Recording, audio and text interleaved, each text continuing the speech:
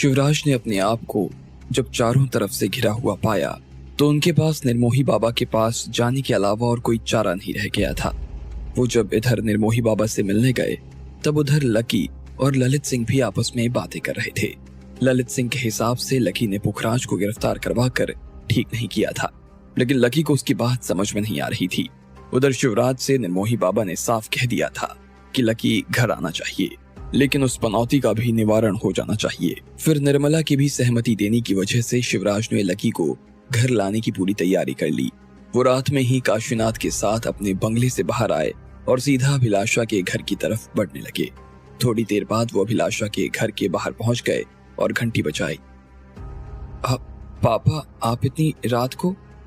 दशरथ ने जब दरवाजा खोला और सामने शिवराज को देखा तो वो हैरान हो गया। उसे समझ में नहीं आ रहा था कि शिवराज इतनी रात को उसके घर पर क्या कर रहे थे। मुझे कुछ जरूरी बात करनी है, अंदर आ सकता हूँ? शिवराज ने पूछा। दशरथ उसे मना कैसे कर सकता था, इसलिए उसने तुरंत उनके लिए रास्ता छोड़ दिया और वो अंदर चले आए। दशरथ ने इस बीच अभिलाषा को भी बुला लिया था। चारों लोग हॉल में बैठे हुए थे। क्या हुआ पापा जी? आज जब तुम लोग इधर नारेबाजी कर रहे थे तब मुझे ऑफिस से भी फोन आया था। वहां भी सारे लोगों ने हड़ताल कर दी है। वो लोग चाहते हैं कि जब तक लकी प्रफुल्ल की जगह पर काम संभालने के लिए नहीं आएगा तब तक वो लोग भी काम पर वापस नहीं आएंगे। शिवराज ने अभिलाषा की तरफ देखते हुए कहा। क्या? ये तो बहुत बड़ी बात हो गई। फिर आपने क्या कहा? कुछ नहीं, मैंने पहले उन्हें प्यार से समझाने की कोशिश की लेकिन वो माने नहीं। फिर मैंने उन्हें कहा कि मुझे एक दिन सोचने का वक्त दो, उसके बाद मैं तुम्हें बताता हूँ कि हम क्या कर सकते हैं। लेकिन वो लोग पूरी तरीके से इस बात पर अड़े हुए हैं कि बिना लकी के काम नहीं होगा। वो लकी के लिए अपनी नौकरी छोड़ने तक को तैयार है। शिवराज ने कहा। अभिलाषा मन ही मन इस बात से खुश हो रही थी। इन सारे लोगों को लकी ने अपने कामों से कमाया था और अभिलाषा के लिए इससे बड़ी खुशी की बात और कोई नहीं हो सकती थी। फिर भी उसने अपनी खुशी को छिपाते हुए कहा, तो फिर आपने क्या सोचा? मैं इसी बारे में तुमसे बात करने आया हूँ। तुम दोनों की राय जानना मेरे लिए बहुत जरूरी है। शिवराज ने कहा और फिर एक गहरी सांस ले ली। वो दोनों शिवराज से उस मसले के बारे में सुनने के लिए बेताब हुए जा रहे थे जिस पर वो उनकी राय लेने आया था। देखो, तुम लोगों की मांग जायज है, मुझे उसमें कोई दिक्कत नहीं है। मैं परिवार के जिस पद पर बैठा हूँ, अगर उससे अलग हटकर एक दादा की तरह सोचूं तो मैं भी यही चाहूंगा कि लकी अभी के अभी घर आ जाए। परिवार के नियम हैं, मैं जानता हूँ, लेकिन कुछ परिस्थितियों में नियमों को पीछे रखा जा सकता है। प्रफुल्ल अभी जेल चला गया है। निर्मला और कमल को लग रहा है कि सुप्रीम कोर्ट में जाने के बाद शायद प्रफुल्ल छूट जाएगा, लेकिन मुझे इस बात की कोई उम्मीद नहीं लगती।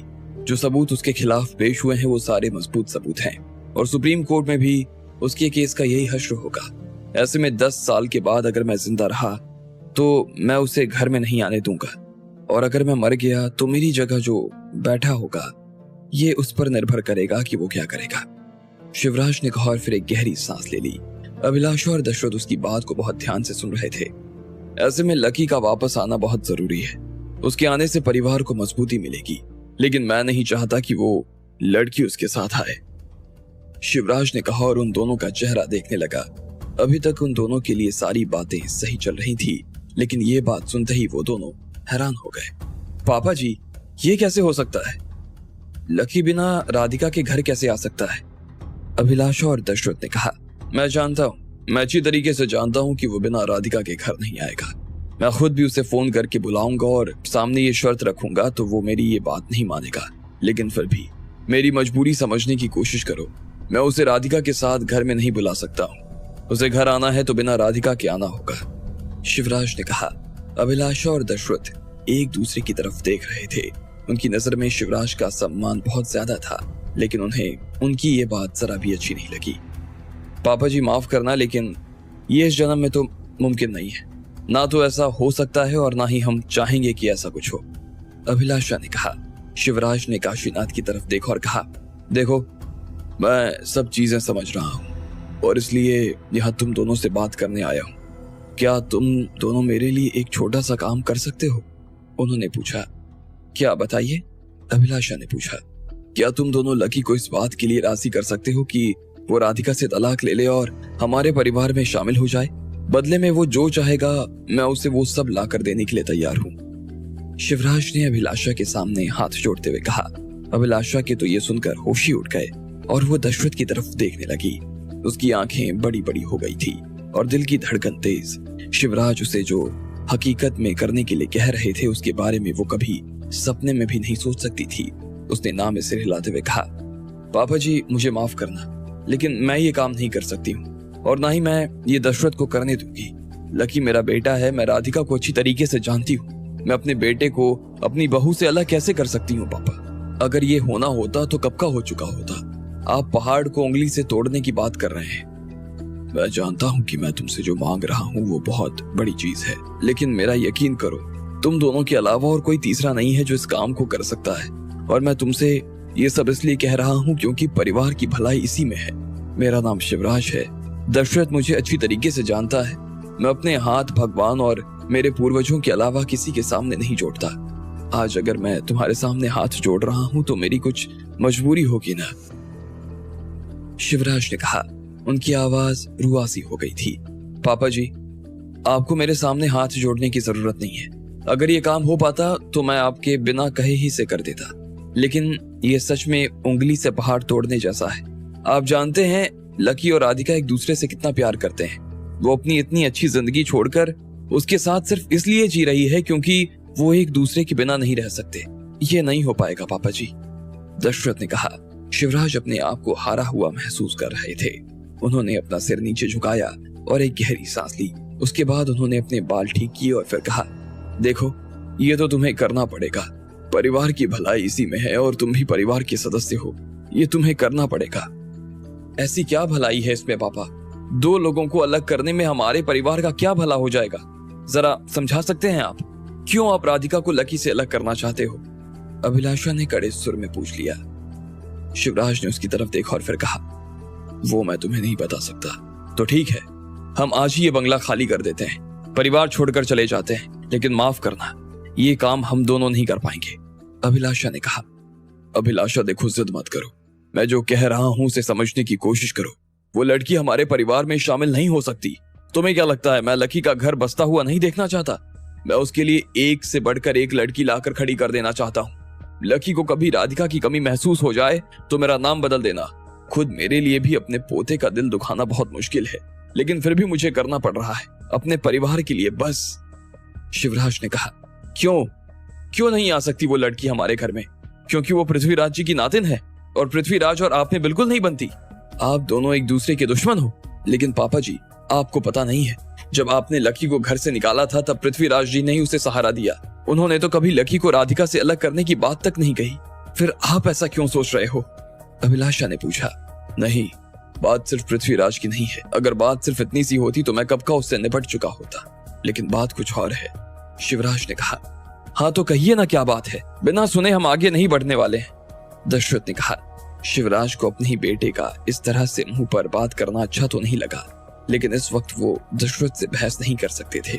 वो जानते थे कि अगर ये काम कोई कर सकता था तो सिर्फ यही दोनों थे, इसलिए वो इन दोनों को नाराज नहीं करना चाहते थे। लेकिन असली कारण क्या था वो बताने की भी शिवराज की हिम्मत नहीं हो रही थी। उन्हें समझ में नहीं आ रहा था कि आखिर वो किस मुंह से कहें कि राधिका पनौती है, कि नरेमोही बाबा ने उसे घर से दूर रखने के लिए कहा है। जब शिवराज का चेहरा दुविधा से भर उठा और उनसे कुछ भी कहते नहीं बना तो इतने में काशीनाथ ने बीच में आते हुए कहा, साहब आप नहीं बता पा रहे हैं तो मुझे कहो, मैं बता देता हूँ। कम से कम इन लोगों को अंधेरे में तो मत रखो। ये सुनते ही अभिलाषा और दशरथ हैरान हो गए। खुद शिवराज के भी कान खड़े हो गए थे। वो ऐसे जगह आकर खड़े हो गए थे जहाँ एक तरफ कुआं था तो दूसरी तरफ खाई। अब बचने का उन्हें कोई रास्ता नजर नहीं आ रहा था। ऐसे में उन्होंने काशीनाथ की तरफ देखा और कहा, चलो यहाँ से। और वो अपनी जगह से खड़े हो गए। पापा आप कहाँ? मुझे आगे कोई बात नहीं करनी, चलो यहाँ से, शिवराज ने कहा और दरवाजे के पास आने लगे। लेकिन पूरी बात तो बताते जाइए, अभिलाषा ने उन्हें रोकने की कोशिश करते हुए कहा। शिवराज ने कुछ नहीं कहा और आगे बढ़ने लगे, लेकिन काशीनाथ अभी अपनी जगह पर खड़ा हुआ था। सुना नहीं मैंने क्या कहा? काशीनाथ चलो यहाँ से, शिवराज ने जोर से चिल्लाते हुए कहा।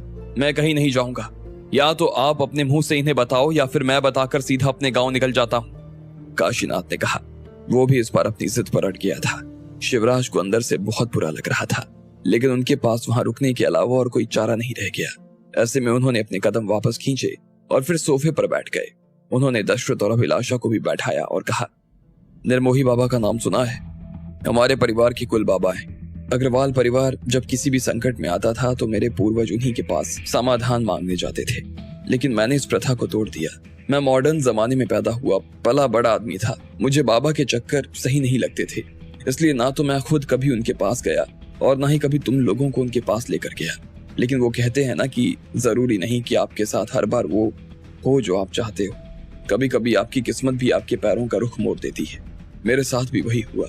जब परिवार में इतना कुछ घटने लगा और मुझे समझ में नहीं आने लगा कि क्या करना चाहिए, तो अचानक से मुझे निर्मोही बाबा का ख्याल आया। मुझे अपने संकट से निपटने के लिए किसी बाबा की जरूरत नहीं है। लेकिन फिर मुझे अपनी उस गलती की याद आई जो मैंने बहुत सालों पहले की थी। वो एक ऐसी गलती थी जिसके लिए मैं अपने आप को कभी माफ नहीं कर सकता। मैंने कब से उस गलती का पश्चाताप करने की कोशिश की, लेकिन मैं ही उसे देख नहीं पा रहा था। वो रास्ता निर्मोही बाबा का आश्रम था। जब मैं वहां गया तो मुझे समझ में आया कि इस वक्त हमारा परिवार किस संकट से गुजर रहा है और हमें उससे कैसे निपटना चाहिए। कैसा संकट? क्या कहा उन्होंने? अभिलाषा ने पूछा। और आपने ऐसी कौन सी गलती की थी जिसका पश्चाताप करने के लिए आपको उनके पास जाना पड़ा? दशरथ ने पूछा और उनकी तरफ देखने लगा। शिवराज के चेहरे पर हल्की सी मुस्कान नजर आ रही थी, लेकिन उनकी आंखों में आंसुओं की एक झिल्ली भर भी दिखाई दे रही थी। दशरथ और अभिलाषा उन्हें इस रूप में देखकर हैरान हो गए। पहाड़ से भी मजबूत आदमी आज उनकी आंखों के सामने पिघलता हुआ नजर आ रहा था। उनकी बेचैनी बढ़ती जा रही थी। वो शिवराज का मुंह खुलने का इंतजार कर रहे थे। आखिर ऐसी कौन सी गलती की थी शिवराज ने जिसका वो पश्चाताप करना चाहते थे? और क्या होगा जब दशरथ और अभिलाषा को राधिका की सच्चाई पता चलेगी? आपको क्या लगता है, क्या होंगे इन सभी सवालों के जवाब?